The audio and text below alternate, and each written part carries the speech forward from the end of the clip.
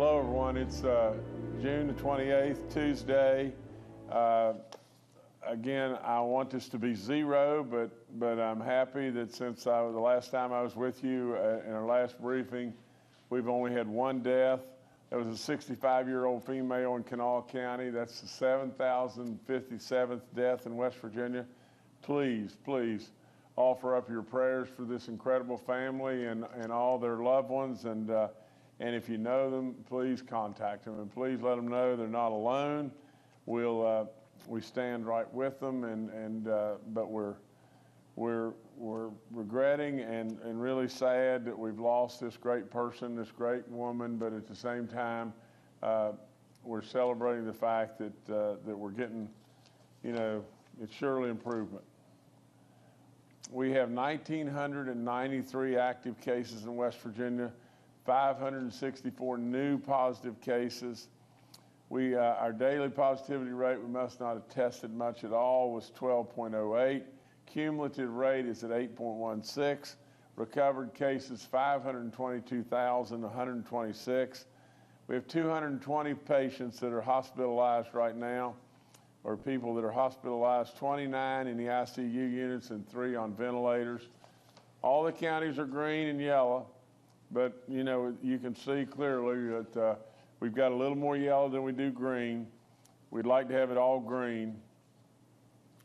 From the standpoint of our booster shots, I've reminded you 1,000 times. I continue to do so because, just as General Hoyer tells us and everything, we continue to get more and more people across the finish line with first shots. But these booster shots are so essential.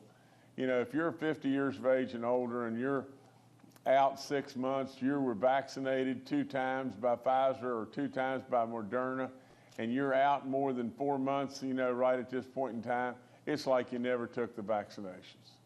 And so the net of the whole thing is please get your booster shots. It is really, really, really important. From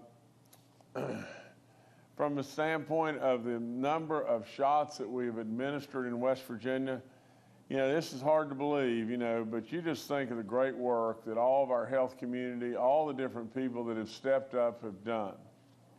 We have administered 2,635,823 shots. And it's just a lot of work and a lot of people that have stepped up and a lot of lives that have been saved. So thank you so much. From the standpoint of our vaccine calculator, all that's been, we've told you over and over that if you'll give us a call and go online and in some way, somehow, we can get you registered into the vaccine calculator, which is nothing to do. That calculator then will notify absolutely as to when you're supposed to take an additional booster shot or whatever it may be. WVU, Clay Marsh, all the different people, General Hoyer and everybody that went in and really pulled this thing off have done an amazing work, so we need to give them credit. We need to absolutely get registered there. Now, from the standpoint of the COVID vaccine, information, or the COVID vaccine information, it's all on our website, same as our free testing, all on the website. We have 72 outbreaks in our long-term care facilities, none in the church community, 64 inmate cases and 20 staff cases. I remind you all the time about the rental assistance program and the homeowner assistance program. Well, why do I do that? And the reason I do that is there's millions and millions of dollars that are sitting right there that have been provided to West Virginians, to families that are homeowners, to people that are renting, to landlords. If we can absolutely, if you're having any kind of troubles and everything, you're late on an electric bill, you're late on your property taxes or whatever it may be, call us. Call us and see if we can get you qualified. If we can, there could very well be significant money coming your way, and those dollars will only help West Virginia. I say it so many times, but $1 in West Virginia, the multiplier effect of those dollars, because you spend those dollars, then more people spend, it's probably 10 to 1. So with that being said, if we can get, additional dollars into our state, and we can do it right, we're going to absolutely abide by all the law, if we can do it right, you know, we're going to absolutely, the multiplier effect is real money. Okay, I remind you about giving blood. I've said it over and over. Please, please consider. Check with your physician, and if you get to go ahead, think really hard about it. We need it. There's a new company that's coming to West Virginia. Here's a new international company. It's on the way. I've said it over and over. They're setting up shop in West Virginia. I hope I pronounce this correctly, but I believe it's Papier Mettler. And they're an international company. They're a German packaging manufacturer. Then they've acquired an industrial building in Moorfield, West Virginia. The $48 million investment is expected to create 100 new jobs in our state. You know, these people are the market leader for service packaging made from paper and plastic, and one of the leading manufacturers of flexible packaging in Europe. You know, the facility in Moorfield will be the company's first production plant in the United States. And I just go on and on about just this. Think about it.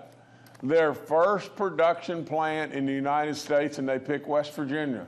Well, why did that happen, or how did that happen? Well, first of all, a lot of people put in a lot of licks. But we absolutely are on a campaign of changing the image and letting the world know just how great West Virginia really is. We're doing it. You know, I promised you a rocket ship ride. And I'm telling you, it's a heck of a ride. And it can only get just better and better unless we get in our own way. We don't want to stop it. We are just absolutely breaking through to all the goodness that can come to our folks in West Virginia. I've said it over and over. We live in paradise. We've got to have opportunities. We've got to have jobs. We've got to have things for our kids to look forward to as they grow. They don't want to go away. But in all honesty, thousands, tens of thousands had to go away. And the reason they had to go away, they had to get a job. You know, whether they went to Charlotte or they went to Denver or they went to Atlanta or wherever it was, they went away. Well, we don't want people to go away. We want people to come. And absolutely, this is just more and more and more goodness. And I absolutely appreciate these great folks for considering West Virginia, and more so, coming to West Virginia. You know, it is really, really good stuff when companies that are dedicated to, you know, the hardworking great people of West Virginia and everything are deciding West Virginia. It is really, really good stuff, great stuff. You know, I'm announcing an approved bid, you know, on a quarter H, and I've said it over and over that quarter H to me is the most important highway that we need to finish in West Virginia. The second most important are the Coalfield Expressways. Without any question down there, the Coalfield Expressway, the King Coal Highway, that network down there will bring absolutely southern West Virginia online. Quarter H is so vital to us because it absolutely links us right to DC and lots of good stuff. A lot of potential population can come our way. Many things can happen along Quarter H that can bring job opportunities off the chart. So with all this, the winning bid came in less than what the Western Division of Highways engineers' estimate was, significantly less. Their estimate was $71 million. The bid came in at $49 million. It's great work by our people. What this is earth moving, the first steps to put us on a way to build more and more and more of Quarter H and complete it. So great work. You know, I congratulate I think it's ALL Construction, and they were the lowest bidder of 5 bidders and on the project. And so, you know, it is another major project of our Road to Prosperity program, and it's just good stuff. So we congratulate ALL. We absolutely are working really hard on Quarter H and all of our roads across this great state. You see it everywhere you go. Everywhere you go, you see either road improvements or you see orange cones. And you know, I always take time to try to remind everybody, please, when you see our great workers out there, you see those orange cones, and you see our great workers out there working and everything, they're within 3 feet of you a lot of times. and you're going down the road at 70 miles an hour and they're within 3 feet of you, please slow down. Please watch what you're doing. I mean, they're doing great work, and we need them so badly and everything, and they surely deserve us to give them the respect of just slowing down just a little bit. Thank you so much about that. This is an honor, really and truly, that I am very proud of, but I was elected the chair of the Southern Regional Education Board, at the annual meeting, that the board just had. This basically is a board that has collaboration, about all the different things and ways that we can make things better for education and make it better for our kids and just grow ourselves all through the southern states. Now, the stretches from Maryland, the states from Maryland all the way to Texas, and with all of that, they were really intrigued. They've been really intrigued by things that we've done in West Virginia. The big pay raises that we've given back to back, 3 of them to our education communities, whether it be our service workers or our teachers. They were really intrigued about our communities and schools effort. I mean, you just think about that. And I congratulate our First Lady. I congratulate all those that have been put into licks about communities and schools, because it has taken off like that rocket ship that we spoke of earlier. And there's been thousands, tens of thousands of kids impacted. Where I don't know, there are 30-some counties now that they're in. They're on their way to 55 counties. A lot of great work there. And the last thing is they were really intrigued by the therapy dog program that we started. And so there's all kinds of ways that we can make things better in education. And so it's a real honor to be their chairman. We'll get that job done, and we'll share our ideas, and maybe the ideas will come from many different states on things and ways we can make things better in West Virginia. So that's all I got right now. Thank y'all. All right, thank you, Governor. Let's now go to Secretary Bill Crouch with the DHHR. Good morning, everyone. First, I'd like to just recognize a long-term employee of DHHR who is retiring. Sharon Siebert has been director of the Bureau of Public Health State Lab for many years. She started working there in 1988 and for almost 34 years has held various positions. Sharon has been an integral part of DHHR during many critical times, including the 2014 water crisis and most recently the COVID-19 pandemic. She's always stepped up to the plate when asked and has been most helpful to me during my tenure. I wish Sharon and her husband Jerome the best as they transition to retirement and enjoy their new granddaughter, Miles. So congratulations, Sharon. Want to talk a minute about the school clothing vouchers.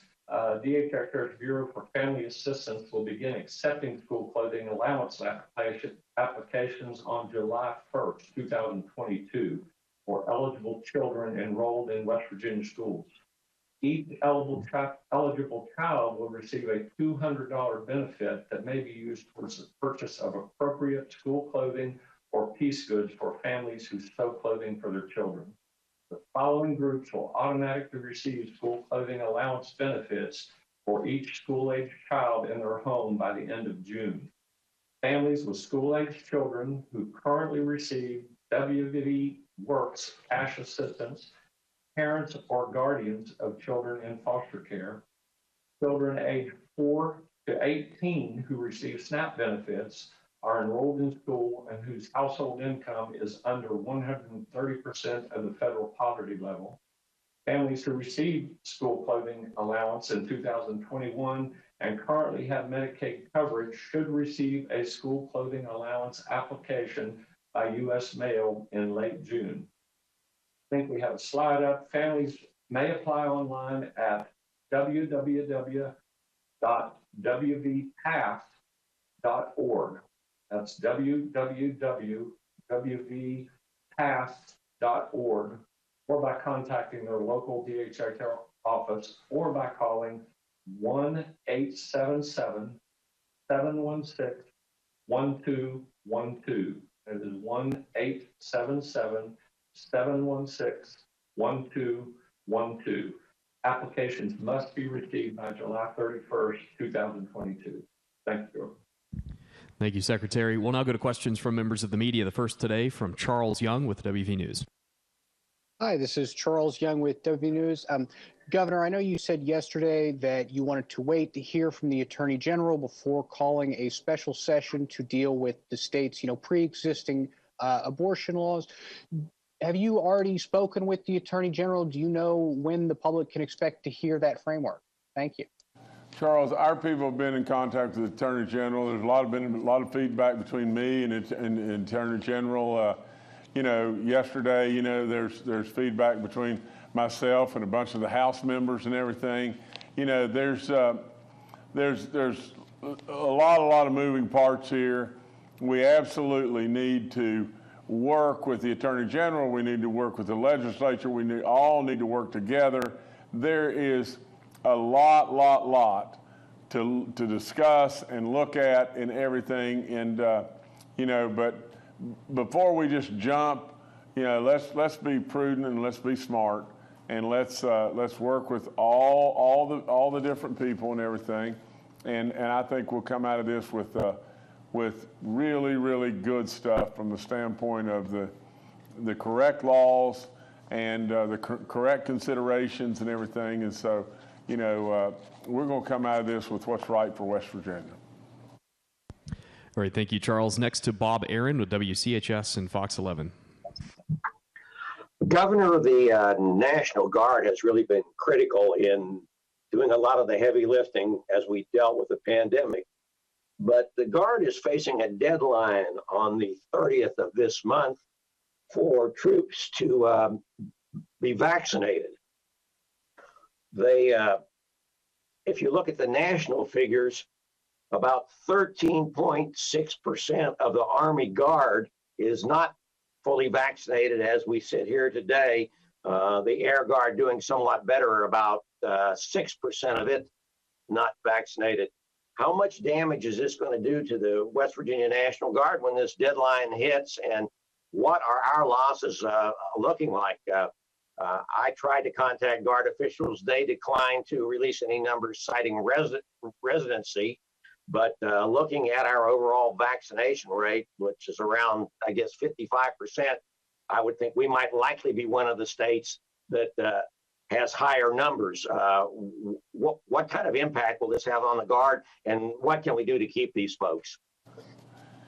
Well, Bob, first and foremost, we really need General Hoyer here for that, or General Crane. Your question is really good. And to be perfectly honest, if we hit June 30th and we have a situation to where we've got 13% of our folks that we lose or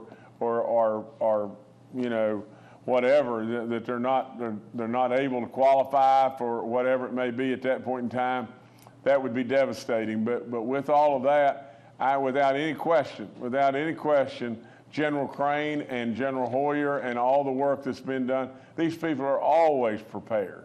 They're always prepared for all that and everything. That's what they do. And we've seen it and seen it and seen it. We don't need to question their effort. We don't need to question how good they are. They have proved their merit over and over and over to us. And absolutely, without any question, I have 1,000% confidence that they'll be ready for whatever it may be. But the thing I need to do to be able to answer that question a little bit better, and I'll promise you at the next briefing that I'll have them on, and that'll be prior to the 30th, and they'll give more detailed answer than I can give on that. All right, thank you, Bob. Next, we'll hear from Paul Mullen with WCBC. Good morning, Governor. Good morning, everyone. Governor, congratulations on your education post. I'm going to ask an education question.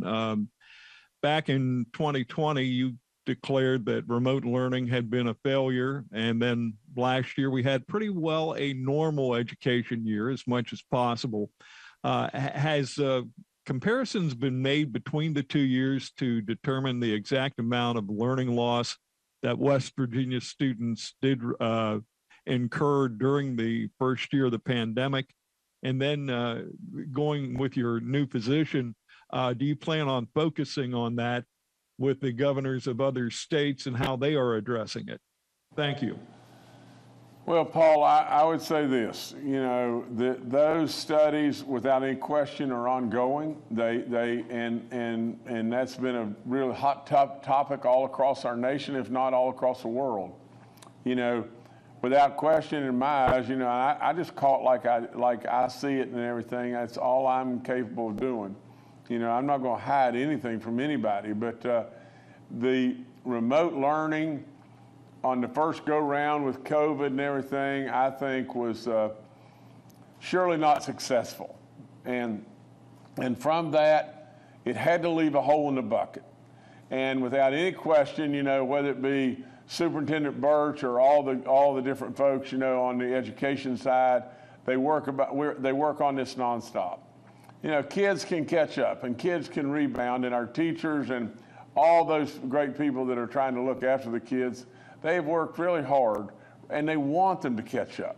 And so, some way, somehow, we'll be continuing to share opportunities that we have in West Virginia with all the people, from all the southern states, from the standpoint of me being able to chair that committee and that board. But Paul, it's a good question. We don't want to now just back up and just say, oh, well, that's long gone and everything, and we really don't need to have any level of concern about, something that was missed, what I always call a hole in the bucket, but at the end of the day, we got a lot of people across this nation as well as in the state of West Virginia that are looking at that. All right, thank you, Paul. Next, we'll go to Rachel Pellegrino with Nexstar Media. Hello, Governor. With all this uncertainty right now surrounding the overturn of Roe v. Wade, what are your plans moving forward? I know you just mentioned you're still working on next steps with the Attorney General, but what outcome would you personally want to happen? Would you want a heartbeat ban? Would you want to make abortion a felony? Okay, Rachel, I'm trying really, really hard to hear. Could you maybe do your whole question again, please? Because I couldn't hear it. I'm sorry. Oh, that's okay. Just overall, what are your plans moving forward with the overturn of Roe v. Wade? I know you mentioned that you're still working on next steps with the Attorney General, but what outcome would you personally want to happen? Well, Rachel, here's what I want to happen. I mean, at the end of the day, from the standpoint of where I stand, and I don't want to impose my feelings on anyone, but I stand strongly for life. Now, but I absolutely also stand for logic and reason. And we have to have logic and reason as we discuss and approach all these different, aspects of the impact of Roe v. Wade. Now, from that standpoint, Rachel, in all respect to you and everything, this has to take some time. We have laws on the books right now. But this has to take some time to where we have extended discussions with the AG, the Attorney General, as well as the legislature, and share our thoughts from the governor's office, hear their thoughts. We absolutely don't need people running and jumping up on a soapbox just to get some, political notice.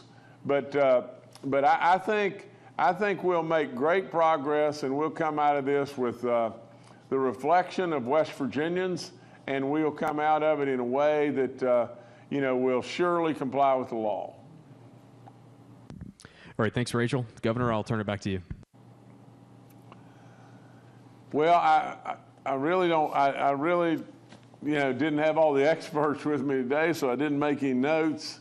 And I guess I answered all the questions that we had, but I celebrate the fact that we only had one death in West Virginia, but I ask for all of your prayers because one death is one too many. And so the only other thing I could say is an honor to be the chair of the Southern Regional Education Board. From the standpoint of where we are within West Virginia, I think we need to continue to encourage folks to get their booster shots and all their vaccines, and congratulate 1,000 times Pompier Mettler for coming to West Virginia And and not only do I congratulate, but I thank them. You know, we're doing a lot of stuff in West Virginia, and it's working. You know, we're right on the verge of running across the finish line with an incredible surplus, and there's so many good things going on in West Virginia, but we don't want to stop there, do we? I mean, for crying out loud, you know, I've still got almost 2.5 years, and we're going to absolutely continue to flip every stone and try to set our state up, you know, that going forward, we're on a great platform, and then hopefully the powers to be in the future will take this and run with it, and we will just get better and better and better. You know, like I said, when I walked in the door, like it or not like it, you know, but it's just fact. I don't want anything. I've never wanted anything. There is nothing that I've wanted coming to this governorship for me or my family. It's been tough in a lot of ways. And, you know, you had to pay a whole lot of you know, whatever. But it was, at the same time, it's a great honor, and we're doing it, and absolutely we're on our way, and we're just going to keep at it. So thank you so much.